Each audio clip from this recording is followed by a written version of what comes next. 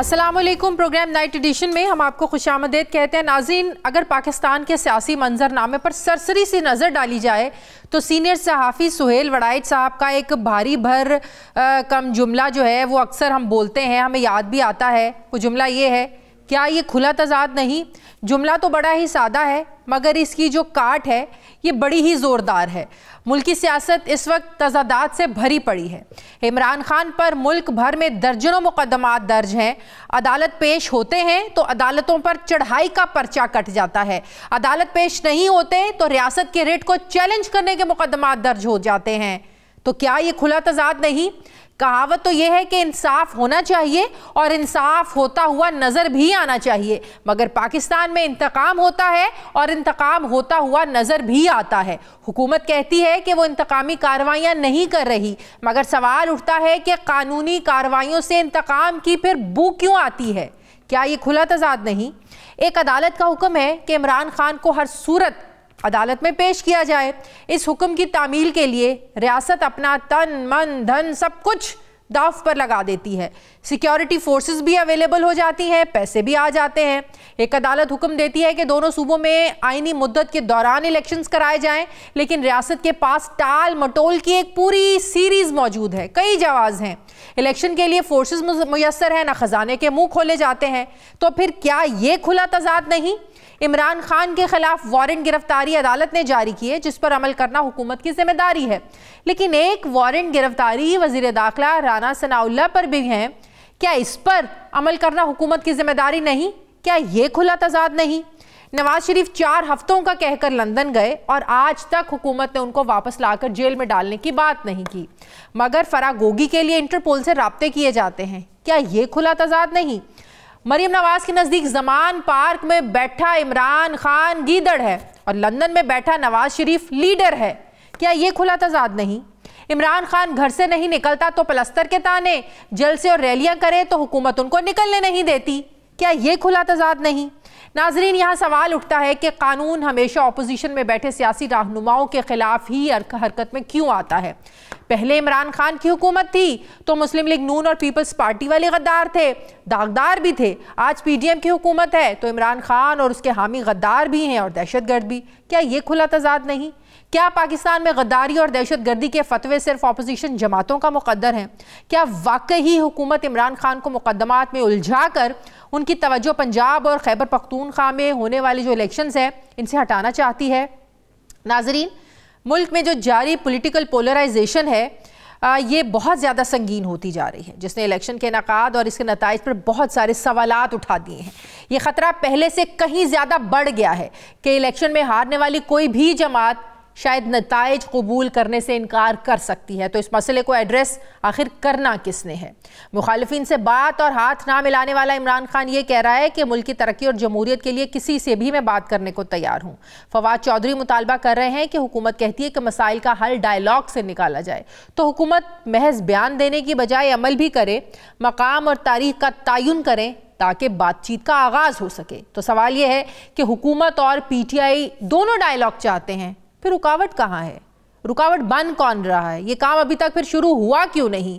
क्यों आज या कल हुकूमत और अपोजिशन को एक मेज पर बैठना ही पड़ेगा? क्योंकि इसके सिवा हमें तो मुल्की मसाइल का कोई हल नजर नहीं आता। सियासी जमातें ग्रैंड डायलॉग पर आखिर इतनी ताखीर क्यों कर रहे हैं? लेवल प्लेइंग फील्ड की बातें करने वाली नून लीग पीटीआई को मैदान से बाहर निकालकर क्यों खेलना चाहती है? क्या वाकई पीडीएम जमातें इमरान खान की मकबूलियत से बहुत खौफजदा हैं? मैं बात करूंगी, मुझे ज्वाइन कर रहे हैं तहरीक इंसाफ के सीनियर रहनुमा अली मोहम्मद खान साहब। अस्सलाम वालेकुम, बहुत बहुत शुक्रिया अली साहब आपका। अली साहब, आज ट्वीट भी की हुई थी कि इमरान खान के ख़िलाफ़ जो मुकदमात हैं वो सेंचुरी होने में सिर्फ 6 मुकदमात रह गए हैं। पिछले 5-6 दिन हमने लाहौर के जो हालात देखे वो बिल्कुल ऐसे लग रहा था कि जैसे रियासत एक दहशतगर्द को पकड़ना चाह रही है, लेकिन इतनी रुकावटें आ रही हैं कि रियासत पकड़ नहीं पा रही है। लेकिन आज इमरान खान को आज भी रिलीफ मिला और ये हुक्म हुआ कि अभी गिरफ्तारी ना दी जाए। कल क्या ये बात कंफर्म है कि इमरान खान साहब पेश हो रहे हैं 18 मार्च या कल? बहुत शुक्रिया। बिस्मिल्लाहिर्रहमानिर्रहीम। अल्लाहुम्मा सल्लि व सल्लिम मुबारक अला सय्यिदिना मोहम्मद व अला आलि मोहम्मद। एक खुला तजाद और भी मैं आपके सामने रखना चाहता हूँ। आपने बड़ा तफसील से इस पे गुफ्तगू फरमाई है। कुछ अरसा पहले कुछ लोग हमें बताए जाते थे कि ये दहशतगर्द हैं और उनको बॉर्डर पार से मदद है, फलाना है, ये है, वो है। आज वो वफाकी वजीर बने बैठे हैं और वो शख्स जो मुल्क का साबिक वजीर आजम है और जिसने 3-4 तमगे अपने बदन में ले लिए हैं, जानी हमला जब हुआ, जब उनको गोलियां मारी गईं, पूरा पाकिस्तान इमरान खान के खिलाफ कोई भी बात तस्लीम करने के लिए तैयार हो जाएगा। दो बातें नहीं मानेगा। अगर कोई ये कहे कि ये शख्स करप्ट है खुदा न खास्ता, या ये गद्दार वतन है और दहशतगर्द है, तो आज इमरान खान साहब पे दहशतगर्दी के भी पर्चे कटे और उन पे गद्दार वतन का भी लेबल लगा, उसके भी पर्चे कटे। क्या ये खुला तजाद नहीं है? बिल्कुल। वो जनरेशन जो 40-50 साल से इस आदमी को देख रही है कि इस मुल्क के लिए कर रहा है, अच्छा कर रहा है, बुरा कर रहा है, जिस तरह भी कर रहा है मुल्क के लिए कर रहा है, तो ये सूरत हाल, इस तरह की सिचुएशन बना के इस मुल्क का मुस्तकबिल मखदूश किया जा रहा है। बहुत बड़ा जुल्म अजीम इस मुल्क के साथ हो चुका है कि आज महंगाई की वजह से आपने कराची में देखा जो खुदकुशी का एक वाकया जो कोशिश की गई। देखें, 6 की जीडीपी पे जाने वाले मुल्क की सूरत हाल ये पहले मुझे एक चीज बताएं, पहले मुझे एक बात बताएं। इसमें कोई शक नहीं है कि इसमें कोई शक नहीं है कि पिछले 4-5 रोज से जो जमान पाक के बाहर हो रहा था, लोग बैठे रहे, लोग पूरी पूरी रात बैठे रहे, 4-4 दिन लोगों ने जमान पाक के बाहर गुजारे। देयर इज नो डाउट, लोग थे मौजूद। लेकिन जो यास्मीन राशिद साहिबा की ऑडियो सामने आती है कि खान साहब ने डायरेक्ट ये बात की है कि सारे एमएनएज एमपीएस को बोल दें कि बंदे निकालें, क्या कोई खौफ था कि बंदे बाहर नहीं निकलेंगे? और फिर उनका ये कहना कि मेरी खान साहब से डायरेक्ट बात हुई है, उन्होंने कहा है कि जो बंदे नहीं लेके आएगा उसको हमने टिकट्स नहीं देने। तो ये थोड़ा सा हमें बता दें कि फिर इससे तो ये हमें तासुर मिला कि शायद लोग निकलना नहीं चाह रहे थे, लोग निकले नहीं 25 मई के वाकयात के बाद से।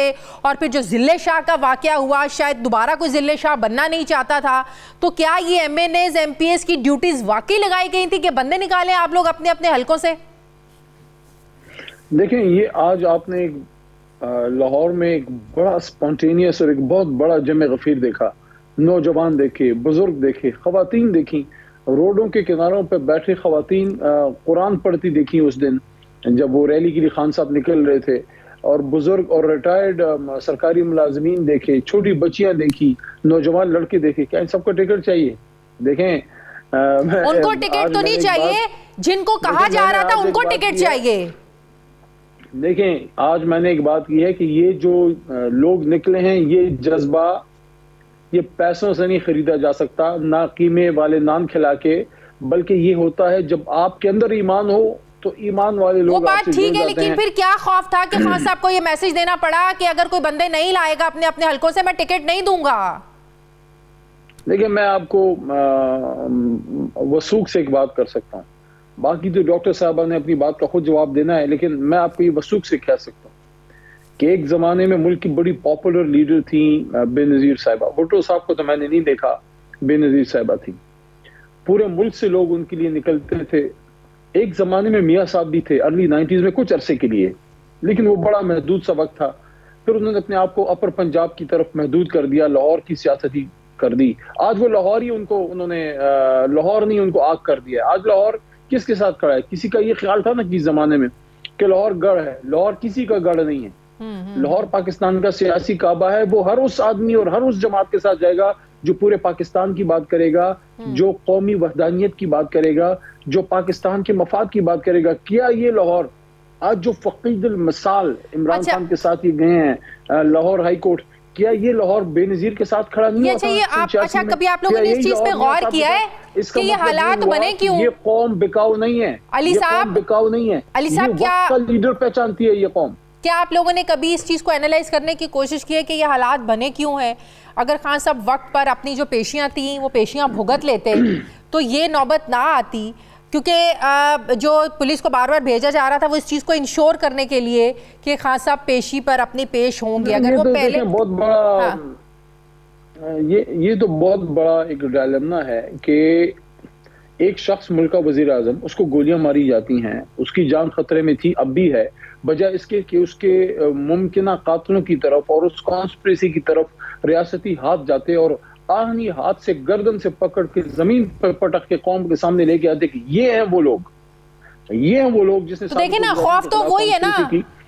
कल जो पेश होना है, खान साहब ने जिस F8 की बात कर रहे हैं, पहले भी लीडर्स आपके आके टेलीविजन पर ये कहते रहे कि नहीं पेश हो सकते, दहशतगर्दी का खदशा है, खान साहब को हमला हो सकता है, तो कल ये खतरा नहीं है, तो क्या कल खान साहब सिर्फ गिरफ्तारी के डर के खौफ से पेश हो रहे हैं या वाकई कानून की अमलदारी चाहते हैं? अगर कानून की अमलदारी चाहते होते तो वो पहले पेश हो जाते और फिर 4 दिन पहले जो जमान पा के बाहर हालात थे तो शायद इसकी नौबत ना आती।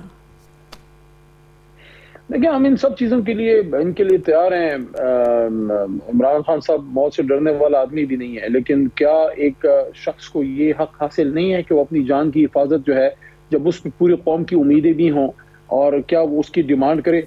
उन्होंने कहीं भी ये नहीं कहा कि मैं अदालत नहीं जाऊंगा। वो आते रहे हैं, लाहौर हाई कोर्ट में गए, इस्लामाबाद हाई कोर्ट में आए, जुडिशल कम्प्लेक्स में आए, दहशतगर्दी की अदालतों में आए, मजिस्ट्रेट साहिबा की अदालत में भी आए। देखिए, वैसे बात सुने, मजिस्ट्रेट साहिबा के बारे में जो बयान आया उस पर तो खान साहब ने माजरत भी की और वो गए भी। ये जिस लेवल की बातें मरियम बीबी ने, देखें, अदालत कोई छोटी बड़ी नहीं होती। एक बात मैं बता दूं, किसी मैजिस्ट्रेट खातून या मर्द की उतनी इज्जत है जितनी सुप्रीम कोर्ट के चीफ जस्टिस या हाई कोर्ट के चीफ जस्टिस की होती है। सिर्फ अदालत का फर्क होता है, इज्जत सबकी साझी है, एक लेवल का है। एक मैजिस्ट्रेट साहिबा की उस पे इमरान खान साहब गए और उन्होंने अपनी माजरत का इजहार किया, जेन्युइन रिमोर्स, जेन्युइन माजरत का इजहार किया। दूसरी तरफ मरियम बीबी सिटिंग चीफ जस्टिस और सिटिंग जो है जो जज साहिबान हैं, उनके बारे में जो गुफ्तगू फरमा रही हैं, ये तो किसी भी तरह से शाय निशान नहीं है। वो क्या ये दोहरा मयार फिर नहीं है कि फिर कहते हैं लाडला है, ये अजीब लाडला है, अनोखा लाडला है, गोलियां उसको मारी गई, रात 12 बजे हुकूमत उसकी खत्म हुई, घर पे उसके शल मारे गए, घर पे उसकी गोलियां मारी गई, जान को उसके खतरा है हर वक्त उस पे। ये आप मुझे बताएं कि एक बंदा सर गुजारा है, वो आप लोगों के नजदीक पर्चा काटो, नाई की दुकान पे बैठा है, जज्बात, आप लोगों के नजदीक क्या चाय की दुकान पे बैठा है, जज्बात, क्या ये सारी कोशिशें इंतखाबात को डिले करने के लिए हैं, इंतखाबात को मुलतवी करने के लिए हैं, और ये मजीद कोशिशें हो सकती हैं? जाने न जाने शाजिया बीबी, आप ही न जाने, आप तो सारा जाने हैं कि आप ये जो आपने आज लाहौर में सीन देखा है, ये जो आपने लाहौर में सीन देखा है, आप मुझे बताएं इसका क्या मतलब है? अवाम क्या चाहते हैं? ये लाहौरी क्या चाहते हैं? ये पाकिस्तानी क्या चाहते हैं? ये अभी कुछ दिन पहले मर्दान में हमारे वहां से इमरान खान जीते, साथ में पेशावर से जीते। लेकिन मेरी बात सुने अली साहब, मेरी बात सुने, अगर तो आप लोग ये समझते हैं कि अवाम को इकट्ठा करके आप अदालतों के फैसलों पर असरअंदाज हो सके, तो ये मेरे ख्याल में ये गलत है।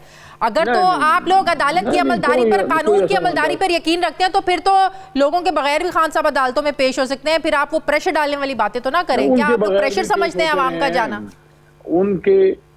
उनके बगैर भी पेश होते रहे हैं। उनके जब इस्लामाबाद में थे वो जाते भी थे। अब अवाम इमरान खान साहब के साथ आना चाहे तो हम क्या करें? अवाम को क्या कहें? वो इमरान खान साहब की जान की हिफाजत के लिए आना चाहते हैं।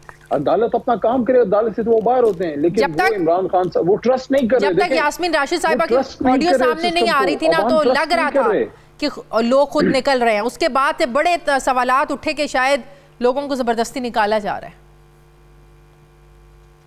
देखें, अगर कोई जज्बे में और खीमे वाले नाम के लिए निकलने वाले लोगों में फर्क नहीं कर सकता, तो उनके लिए तो फिर मैं यही कहूंगा कि अल्लाह ताला उनको जो है अक्ल सलीम दे।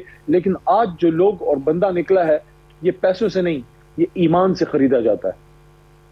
ठीक है, बहुत बहुत शुक्रिया तहरीक इंसाफ के सीएम अली मोहम्मद खान साहब मेरे साथ है। बहुत शुक्रिया आपका। मुझे ब्रेक लेनी है नाज़रीन, वापस आते हैं वक्फे के बाद।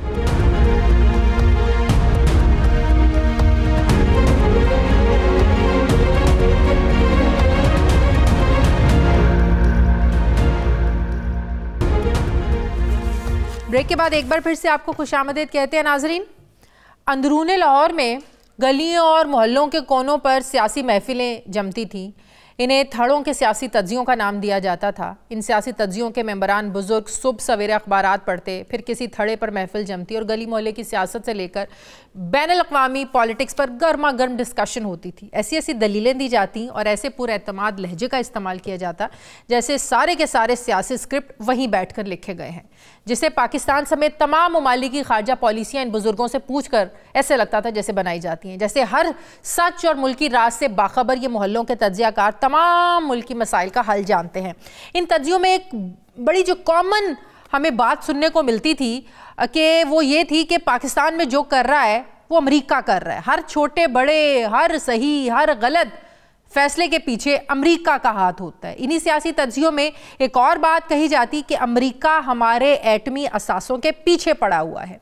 ये मोहल्ले के तज्जियात बड़े मखसूस हल्के में बड़ी पज़राई हासिल करते हैं, मगर पॉलिसी साज और दानिश्वरों में ऐसी सोच को ज़्यादा अहमियत नहीं दी जाती, बल्कि हंसकर इनको टाल दिया जाता था। आज वो गली मोहल्ले का तज्जिया बैनुल-अक़वामी सतह पर अब डिस्कस होने लगा है। क्या पाकिस्तानी एटमी असासों को लेकर जो वेस्टर्न वर्ल्ड की बिल्ली है, क्या ये थैले से बाहर आ गई है? नाजरीन, पाकिस्तान तहरीक इंसाफ की रेड लाइन इमरान खान है, तो नून लीग की रेड लाइन नवाज शरीफ है, लेकिन एक रेड लाइन तमाम पाकिस्तानियों की भी है, और वो रेड लाइन है हमारे न्यूक्लियर पावर असासे, जिस पर कोई पाकिस्तानी इदारा, कोई सियासी जमात कॉम्प्रोमाइज़ करने को तैयार नहीं, ना ही ये हो सकता है। लेकिन IMF की डील को लेकर हमारे एटमी असासे एक बार फिर से डिस्कस हो रहे हैं, ये खबरों में है, जिससे अवाम में तशवीश बढ़ती जा रही है। हुकूमत की तरफ से मिलने वाली वजाहतें मामले को मज़ीद उलझा रही हैं कि ऐसी कौन सी शराइत हैं जिनकी वजह से मुआहदे में ताख़ीर होती जा रही है। अगर IMF कर्ज देने से पहले जौहरी प्रोग्राम के हवाले से कोई शर्त नहीं रख रहा, तो फिर सवाल ये उठ रहा है कि हुकूमती ओहदेदार वजाहतें क्यों दे रहे हैं, वजाहतें देने की ज़रूरत क्यों पेश आ रही है। हमें याद है कि अक्टूबर 2022 में अमरीकी सदर जो बाइडन ने एक तकरीर में पाकिस्तान के न्यूक्लियर एसिड्स के बारे में गैर जिम्मेदाराना बयान देते हुए कहा था कि एक मुल्क के पास एटमी असासे बेकायदा हैं। गुज़श्ता रोज़ वज़ीर-ए-आज़म ऑफिस ने वजाहत दी कि इंटरनेशनल एटॉमिक एनर्जी एजेंसी के DG राफेल ग्रोसी के दौरे पाकिस्तान को माफ़ कीजिएगा मनफी रंग दिया जा रहा है। पाकिस्तान का एटमी और मिसाइल प्रोग्राम एक नेशनल एसेट है जो किसी भी दबाव से मावरा और आज़ाद है। रियासत पाकिस्तान हर तरह से प्रोग्राम की हिफाजत की जिम्मेदार है। दूसरी तरफ एक वजाहत दफ्तर खारजा की तरफ से भी आई, जिसमें तर्जुमान दफ्तर खारजा ने बताया कि न्यूक्लियर मामलात किसी मुल्क या मालियाती इदारे के साथ एजेंडे पर नहीं है। उन्होंने न्यूक्लियर से मुतालिक तमाम बातें हक़ाइक़ से मुनाफी भी करार दी। लेकिन IMF से डायरेक्ट मामला डील करने वाले हमारे वज़ीर ख़जाना इसहाक डार ये कुछ और ही कहानी सुना रहे हैं। डार साहब का मानना है कि मुआहदे के लिए IMF मामूल से हटकर इंतहाई सख्त शराइत पाकिस्तान के सामने रख रहा है। किसी को हक नहीं कि पाकिस्तान को ये वो बताए कि वो किस रेंज के मिसाइल या एटमी हथियार रखे। कौमी मफाद का तहफ़्फ़ुज़ अव्वलीन तरजीह है। कोई भी न्यूक्लियर या मिसाइल प्रोग्राम पर समझौता नहीं करेगा। डार साहब ने ये सारी बातें ये सेनेट के खुसूसी इजलास में की। क्या कहा डार साहब ने, ज़रा देखिए। Mr. Chairman, let me assure you that the reason nobody is there to compromise anything on the nuclear or the missile program of Pakistan. No way. We are here to protect and we have to guard our national interest. Nobody has any right to tell Pakistan that what range of missiles it can have and what nuclear weapons it has. We have to have our own deterrence.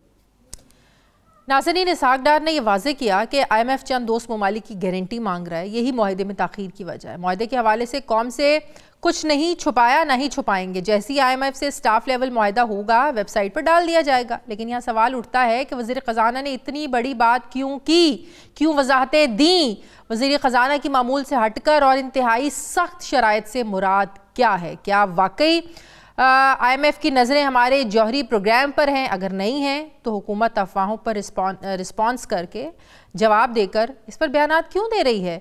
क्योंकि पाकिस्तान का जौहरी programme बरसों से हमसाया मुल्क भारत और मगरबी ममालिक को खटक रहा है। ये एक हकीकत है, इसमें कोई शक नहीं कि मुल्क इस वक्त मुआशी तौर पर बड़ा कमज़ोर भी हो चुका है। क्या मगरबी ताकतें IMF की आड़ में पाकिस्तान की आर्म ट्विस्टिंग करके क्या पाकिस्तान की रेड लाइन को क्रॉस करना चाहती हैं?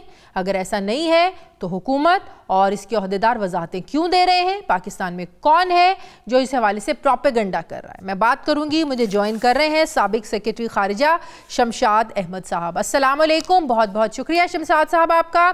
शमशाद साहब, जब ऐसे वक्त में जब हम अपनी इकॉनमी को दुरुस्त करने के लिए लड़ भी रहे हैं, परेशान भी हैं, सबकी नज़रें लगी हुई हैं कि IMF हमें कब हमारी उसके साथ डील होगी, कब स्टाफ लेवल का जो मुआहदा है वो हमारा तय पा जाएगा, फिर ऐसे में सेनेट में आकर वजाहतें देना कि हमारा जौहरी प्रोग्राम किसी को हक नहीं है कि इस पर हमसे बात करे, क्या आपको क्या इसकी इंडिकेशन लगती है कि ये वजाहतें देने का मतलब है कि वाकई कोई ऐसी शर्त रखी गई है? देखिए, मैं तो अब कोई मेरा ताल्लुक़ नहीं है इस्लामाबाद में जो कुछ फैसले हो रहे हैं, तो मैं कोई हतमी बात तो नहीं कर सकता। मैं तो एक जनरल जिस तरह पाकिस्तानी आम पाकिस्तानी हैं उस हवाले से इस सारी सिचुएशन पर एक तबसरा ही दे सकता हूँ। और वो बुनियादी तौर पर जो आपने लफ्ज़ इस्तेमाल किया है न्यूक्लियर के हवाले से, न्यूक्लियर हमारी जो कैपेबिलिटी है वो हमारी रेड लाइन है। अरे भाई, आपकी रेड लाइन कहाँ से आ जाएगी? जो रेड लाइंस होती हैं वो सॉवरन और आज़ाद रियासतों की होती हैं। जब रियासतें अपने घुटने टेक देती हैं दूसरी ताकतों के सामने और भीख मांगने के लिए मतवातर बैठ जाते हैं, आपकी कोई रेड लाइन नहीं है। आपका एजेंडा आप खुद नहीं तय करते हैं, वो एजेंडा वो तय करते हैं। और ये कोई पहली दफ़ा नहीं आप बात हो रही कि जी अमेरिका ने मतवातर हम पर दबाव रखा, ये किया वो किया। अरे भाई, अमेरिका ने तो करना है। अमेरिका 75 साल से दबाव नहीं रख रहा, वो अपने मफादात को सर्व कर रहा है। उसके जो अपने मफादात में वो हर चीज़ वो करता रहा है 75 सालों में। उसके मफाद में था कि जब सर्द जंग हो रही थी, कोल्ड जंग हो रही थी, कि पाकिस्तान को एक वो जो मर्सनरीज हैं उसके तौर पर हमसे काम ले और हमारे हवाई अड्डों को इस्तेमाल करके उस वक्त की जो सोवियत यूनियन होती थी उसकी इलाकाई नक्शा कशी करे।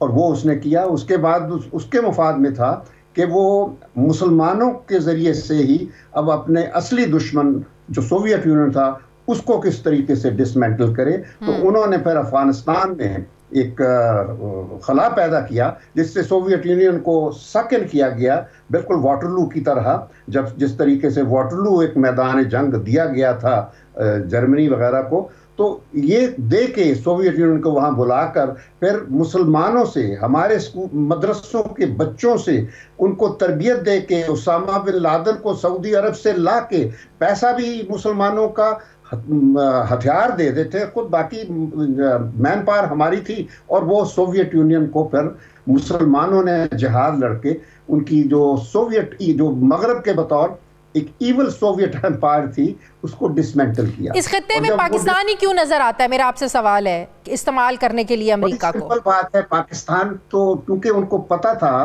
कि ये भिखारी कौम है, हमारा कैरेक्टर, तारीख का कैरेक्टर उनके सामने था।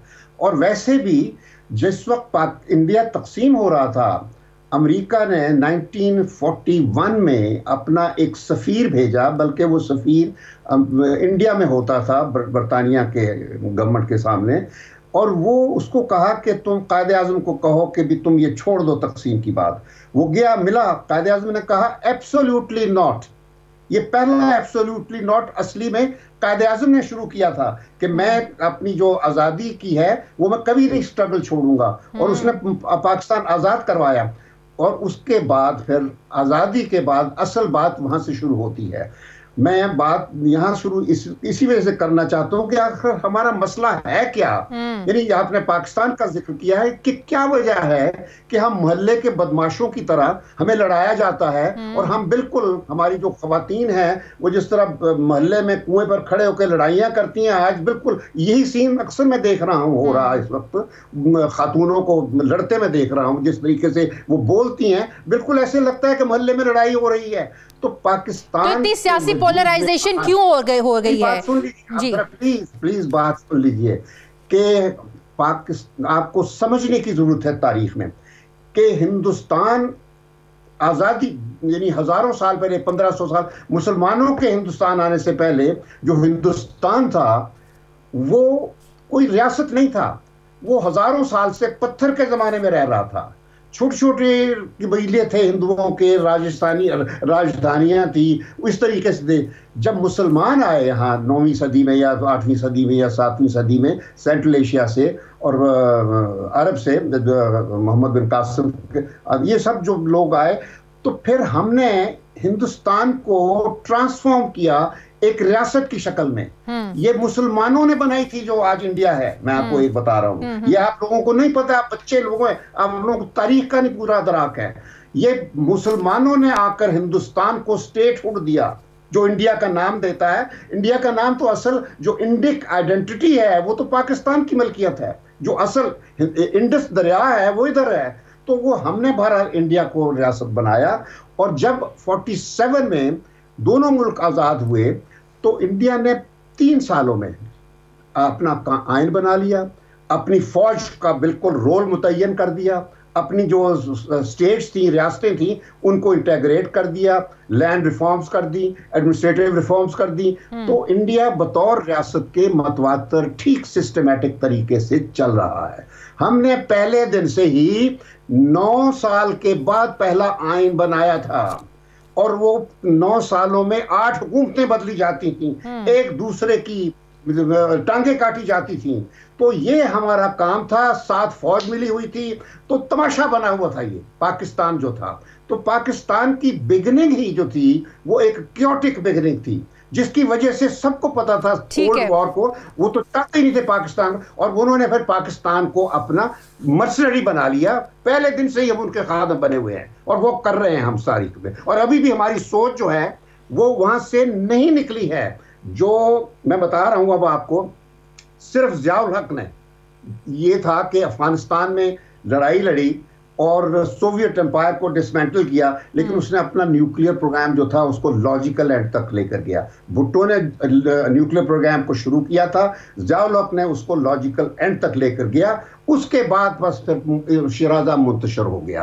और यही मैं आपसे पूछना चाहती हूँ कि क्या वाकई अमेरिका की नज़र है, क्या वाकई अमेरिका इस पर जो है ना वो छीनना चाहता है पाकिस्तान से, ये पाकिस्तान की ताकत? नहीं, आप जो छोड़ दीजिए, कोई अमेरिका को ये जो हमारा न्यूक्लियर प्रोग्राम इस तरह नहीं छीने जाते। ये गोभी का पौधा नहीं है, या कोई बैंगन का एक पीस नहीं है कि वो यहाँ से हमसे उठा के ले जाएगा। अरे भाई टेक्नोलॉजी है, ये हमारे जहनों से निकली हुई है। हमने ये टेक्नोलॉजी हासिल करके सब कुछ बनाया हुआ है, ये छीना नहीं जा सकता।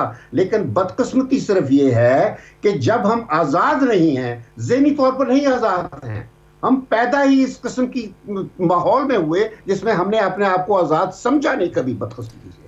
और इस वजह से जो अमेरिका को पता है हमारा क्या है। अब ये जो क्या ये जो गुलामी, आप इन अदर वर्ड्स हम ये कह रहे हैं कि हम आज़ाद नहीं हैं, क्या ये गुलामी हमारे मौशी तौर पर कमज़ोर होने से है? मैं बिल्कुल ये कह रहा हूं कि गुलामी हमारा मुकद्दर है, और मैं पहले दिन से ये कहता हूं कि हमें IMF के साथ कोई ताल्लुक ही नहीं रखना चाहिए। मुझे अब तक याद है 90s में जब मैं फॉरेन सेक्रेटरी था, मैंने उस वक्त प्राइम मिनिस्टर से कह दिया था कि हमें भीख नहीं मांगना है, किसी से नहीं लेना। बल्कि मैं बताऊं 98 में मुझे अब महीना याद नहीं है, प्राइम मिनिस्टर का पहला दौरा था उस वक्त मेरी दूसरी हुकूमत में, और वहां जाकर नवाज शरीफ ने बिल्कुल ये कह दिया था कि मैंने इनसे कोई पैसे नहीं लेने, कोई मांगना नहीं है। समझ गए? तो मैं कहना ये चाहता हूं कि जब कोई प्राइम मिनिस्टरों को बताने वाले होते हैं तो प्राइम मिनिस्टर जो होते हैं वो एक्सेप्ट करते हैं। इसी तरह न्यूक्लियर प्रोग्राम हमारे आधी से 90% वजीर जो उस वक्त थे नवाज शरीफ के, वो कहा करते थे प्राइम मिनिस्टर को, मियां साहब ना करना, मर जावांगे। ये हमारी सोच है। तो मियां साहब भी थरथराते थे, मगर हमने उनकी टांगे पकड़ के उनको जुर्रत दी और उनसे वो फैसले करवाए जिससे उनका नाम आज तारीख में दर्ज हो गया है। लेकिन बदकिस्मती ये है कि उनके साथी जो थे समेत आजकल का ये प्राइम मिनिस्टर हैं, मुझे अच्छी तरह याद है कि दिसंबर 98 में जब हमने टेस्ट कर लिए थे तो हमें क्लिंटन ने इनवाइट किया वॉशिंगटन में। उस वक्त ये भी थे, हमारे शहबाज शरीफ साहब भी थे। बल्कि मुझे जहाज में याद है कि मैं प्राइम मिनिस्टर को ब्रीफ कर रहा था कि भी क्या करनी है, क्या कहना है उसको। तो ये मुझे आके कहते हैं, सेक्रेटरी साहब मेरी एक बात सुन लें, तो मुझे जब मैं खड़ा होकर उनसे पूछ रहा हूँ कि क्या है, तो मुझे कहते हैं सेठ साहब वहाँ ओवल ऑफिस में कितनी कुर्सियां होंगी, अभी आप अपनी सोच देख लीजिए। मैंने कहा जी वो 5 उनकी होंगी, 5 हमारी होंगी। तो कहते नहीं साढ़े ते वजीर ज्यादा बढ़ जाते हैं। अभी सोच देखें, यानी उस वक्त वजीर जो थे डार साहब को भी रखना है, चौधरी निसार को भी रखना है, फलां को भी रखना है, वो सारे आए हुए काली अचकने लेकर। मैंने कहा जी उनके 5 बैठे होंगे क्लिंटन की और 5 ही हमारे होंगे और कमरा छोटा है। कहते नहीं फिर इंज करो ते सफीर ਨੂੰ ਕੱਢ ਦਿਓ। मैं कहा जी सफीर उत्थे रहेगा, मैं निकल जाना। तो मतलब ये सोच थी। बहरहाल वहां जाके मैंने सफीर को कहा कि तुम यहाँ 5 की बजाय 7 कुर्सियां लगा दो। तो हाँ देखिए 7 कुर्सियां लग गई। नतीजा ये हुआ सफीर काली शरवानियां, वजीर जो थे काली शरवानियां सफेद शलवारें, वो जो होते हैं क्या पेंगुइन्स होते हैं, वो बन के कुर्सियों पर बैठ जाते हैं तस्वीर खिंचाने के लिए। नतीजा ये हुआ कि जब नवाज शरीफ को क्लिंटन बात करता था और उसके साथ जो मैडलिन ऑलब्राइट उसको पॉइंट्स देती थी लिखे हुए, वो देख के बात कर रहा था और हमारे प्राइम मिनिस्टर के साथ कोई भी नहीं था क्योंकि सारे तमाशे वाले बैठे थे। मैं 6ठे नंबर पे बैठा था, तो मैं कुछ भी नहीं उस प्राइम मिनिस्टर की मदद कर सका। जब उस मीटिंग के बाद मेरा लंच था दोपहर को स्टेट डिपार्टमेंट में, मैं गया तो मेरा जो काउंटर पार्ट था स्ट्रोप टैल्बर्ट, तो वो बड़े गले से मिला कि Shamshad I am so happy your prime minister has agreed. मैं कहा व्हाट ही जी उसने एग्री कर लिया है कि आप सीटीबीटी साइन करेंगे। मैंने कहा कैसे? कहता है ये शहबाज शरीफ अभी यहाँ से गया है, मुझे कहता वो कंफर्म कर गया कि उसको पता था कि गलत बात मैं कर रहा हूँ। मैंने कहा हु इज शहबाज शरीफ? कहता है वो उसका भाई है। मैंने कहा सो व्हाट? कहता है चीफ मिनिस्टर पंजाब है। मैंने कहा सो व्हाट? मैंने कहा देखो जो नेशनल सिक्योरिटी के इश्यूज हैं वो फॉरेन ऑफिस के अलावा और कोई नहीं कर सकता। तो मैं उसी वक्त अपने जो मेरे साथ अफसर था कहा, मैंने कहा तुम लिख लो और स्ट्रोप को कहा कि अपने रिकॉर्ड में तुम दर्ज कर लो that we have made no commitment. तो मैं इसी वजह से आज तक हम सीटीबीटी पर अपना जो ओरिजिनल स्टैंड था उस पर कायम है। तो मैं सिर्फ ये कहना चाहता हूँ क्या नाम है शाजिया, हाँ मैं ये कहना चाहता हूं कि चूंकि अमेरिका हमारे जहनों पर छाया रहता है आप समेत, तो एक बात सुनिए, जो अमेरिका का पहला सदर था जॉर्ज वॉशिंगटन जो था, उसने अपनी आखिरी जो फेयरवेल स्पीच थी 1796 में, उसमें एक बात कही थी जो गालिबन हमारे लिए सोच वो बहुत रेलेवेंट थी हमारे मुल्क के लिए। 1796 की बात कर रहा हूं, हमारे आज़ादी होने से 200 साल पहले की बात है। उसने ये कहा था nations that leaves themselves at the mercy of other powers no longer remain sovereign and independent, they do not retain any right और freedom to protect their interest. ये अमेरिका के सदर ने कहा था और वो अपना हर तरीके से उस चीज पर अमल पैरा हैं और हम हैं, यानी पहले दिन से रगड़ रहे हैं अपने आप को। बदकिस्मती ये है कि फौजी एतबार से हमने अपने आप को मजबूत तो कर लिया और उसमें रोल है बहुत, यानी सिर्फ फौज का ही रोल नहीं है, उसमें और बड़े अवामिल हैं। तो मकसद ये है कि हमने अपने आप को इक्तिसादी तौर पर कभी मजबूत नहीं किया क्योंकि भीख मांगने के अलावा हमने कभी सोचा नहीं अपने वसाइल को इस्तेमाल करने के लिए। बहुत बहुत शुक्रिया साबिक सेक्रेटरी खारजा शमशाद अहमद साहब मेरे साथ थे, बहुत शुक्रिया आपका। मुझे ब्रेक लेनी है नाज़रीन, वापस आते हैं एक वक्फे के बाद।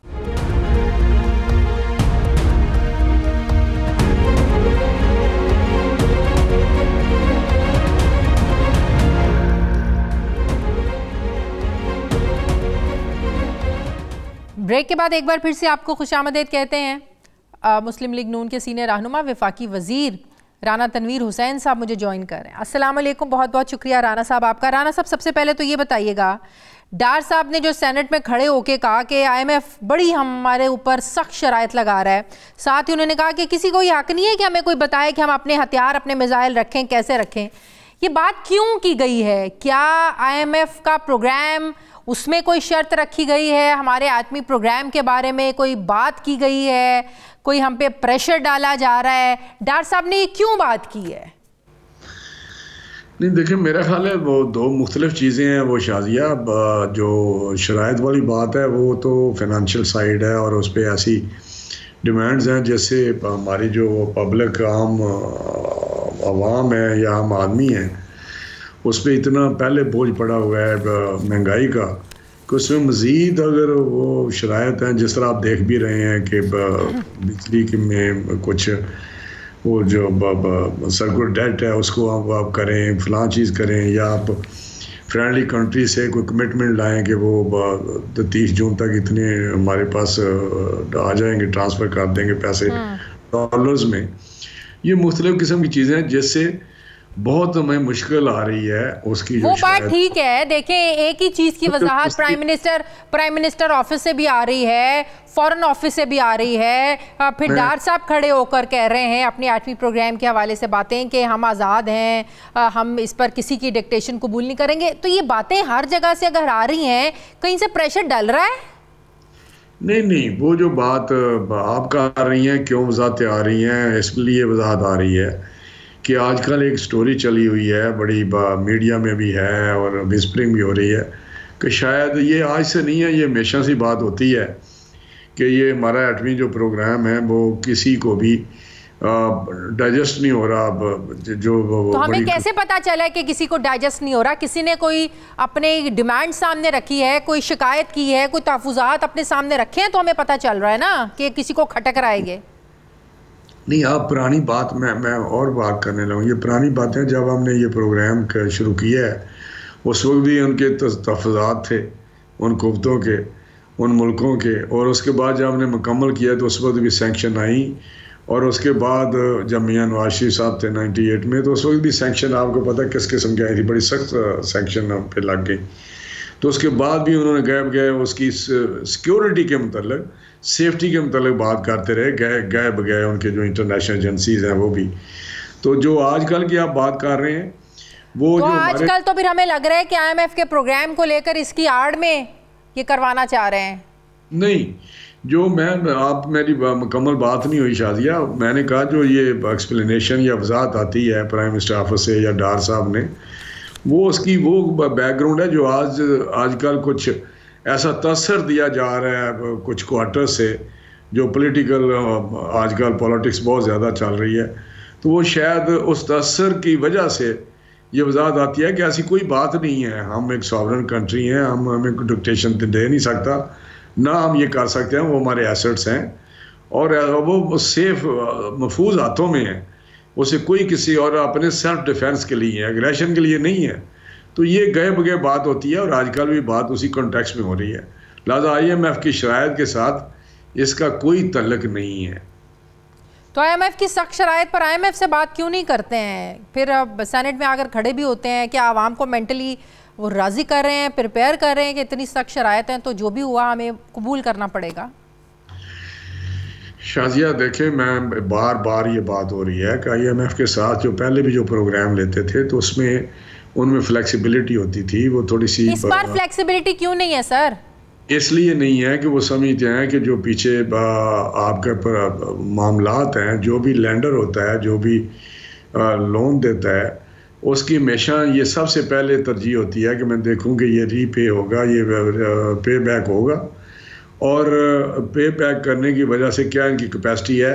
इसलिए वो चाहते हैं कि जब आप आम बैंक भी डील करता है अपने क्लाइंट से तो इसी तरह करता है, ऐसी शराइत वो पढ़े सही, हम तो पढ़ते नहीं है, साइन कर देते हैं जो बिजनेसमैन है, लेकिन उसमें भी शराइत ऐसी होती हैं ताकि कल को उनका अपना लोन सिक्योर हो, और वो सिक्योरिटी इस तरह तो ऐसी क्या गारंटीज हैं जो हम दे नहीं पा रहे हैं?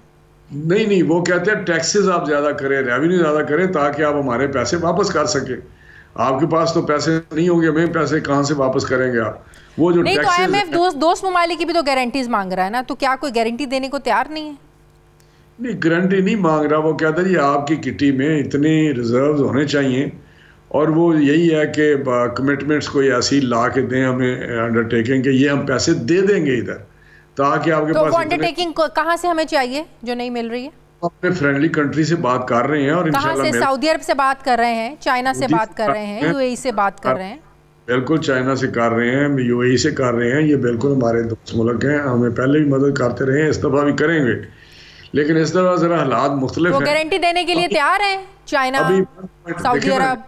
उनके 1.6 बिलियन देने से प्रोग्राम में हमें कोई इतना ज़्यादा फ़र्क तो नहीं पड़ेगा IMF से, लेकिन IMF प्रोग्राम शुरू होने से जो दूसरे इंस्टीट्यूशंस हैं इंटरनेशनल इंस्टीट्यूशंस हैं जो या रीजनल हैं, वो they come forward and they support you. मतलब क्या आप ये कह रहे हैं कि IMF ने जो पैसे देने उससे फर्क इतना कोई नहीं पड़ना, मतलब कि दूसरे ये कह रहे हैं आप?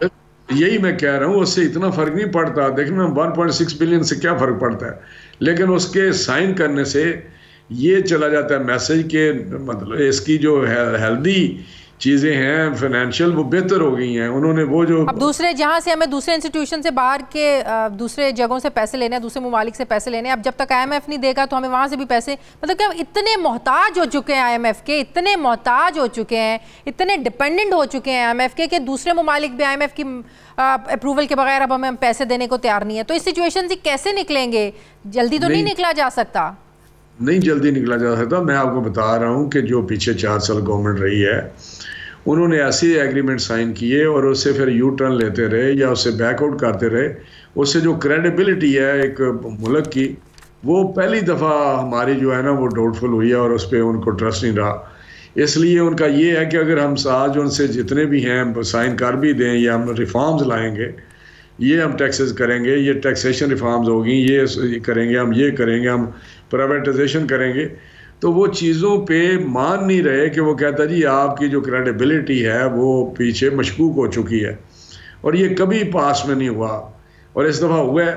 तो लेकिन ये मामला जो आप कह रहे हैं इट विल टेक टाइम कि अगर IMF का प्रोग्राम हो भी जाता है तो इसको हमें क्या एस्टेब्लिश करने में, दोबारा सारा सिलसिला आगे चलाने में। अच्छा राना साहब, ये पिछले हफ्ते से जो लाहौर में सिचुएशन बनी हुई थी इमरान खान की गिरफ्तारी के हवाले से, PTI तो यही समझती है और हालात भी ऐसे लगते हैं कि शायद हुकूमत इंतखाबात से भागना चाहती है ऐसी सिचुएशंस, ऐसा माहौल क्रिएट करके। नहीं, ये तो बड़ा हो गया है, फैशन समझ लें या एक तरीक़ाकार ही हो गया या जो हमेशा वैसे ही साइकोलॉजिकली लोग अंडरडॉग जो समझते हैं, इमरान खान इस वक्त अंडरडॉग बना हुआ है और वो लोग समझते हैं पता नहीं उसके साथ क्या हो रहा है। लेकिन उसके जो कंडक्ट है, उसका जो करैक्टर है या उसकी सोच है या थिंकिंग है, उसको कोई नहीं एनालाइज कर रहा, ना उसकी उस पर डिस्कस करता है।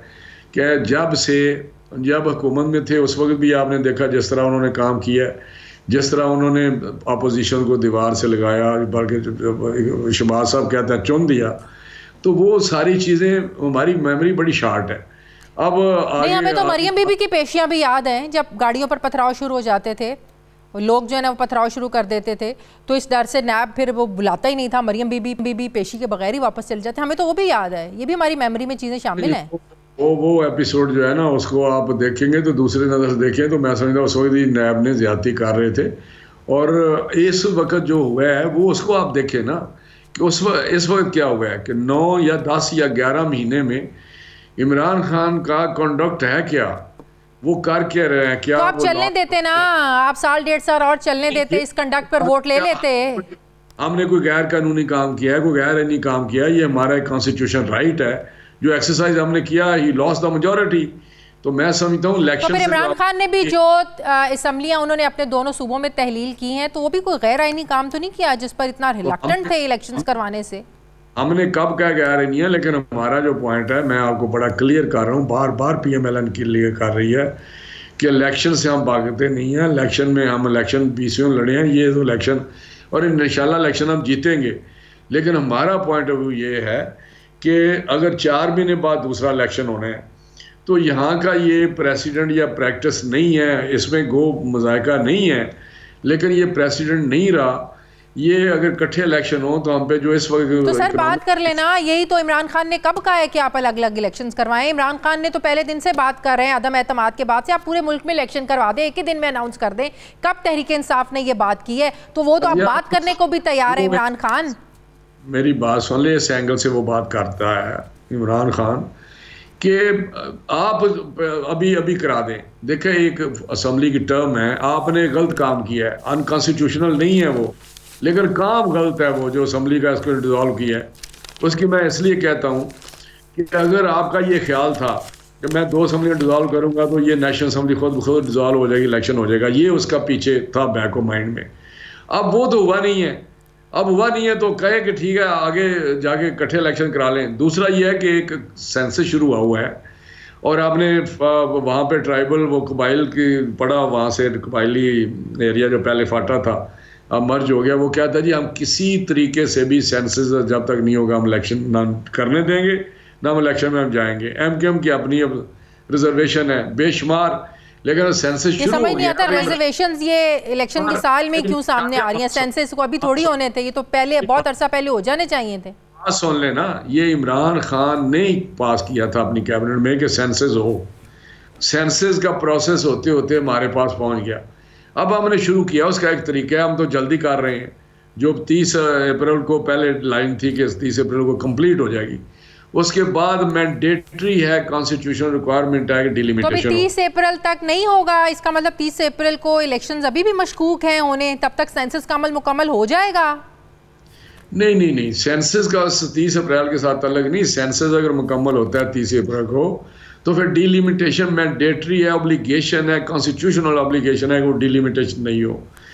अब 2 इलेक्शन आप कराएं पुरानी सेंसस पे, 2 इलेक्शन कराएं पुरानी डिलिमिटेशन पे, दूसरे जनरल इलेक्शन कराएं आप नई हल्का बंदी पे और उस पर नई सीटें एलोकेशन डेमोग्राफिक जो है वो चेंज आ चुकी होगी।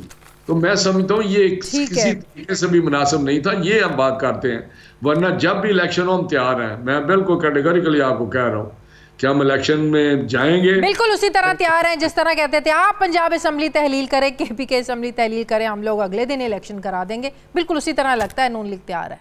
नहीं तो अगर वो ट्रैप हो गया और उसने अपने पाँव पे कुल्हाड़ी, वो रोज वैसे मारता है अपने पाँव पे, उसने जब इस्तीफे वहां से दिए, ये हमने कहा था अच्छा वो तो ट्रैप कर रहे थे आप लोग?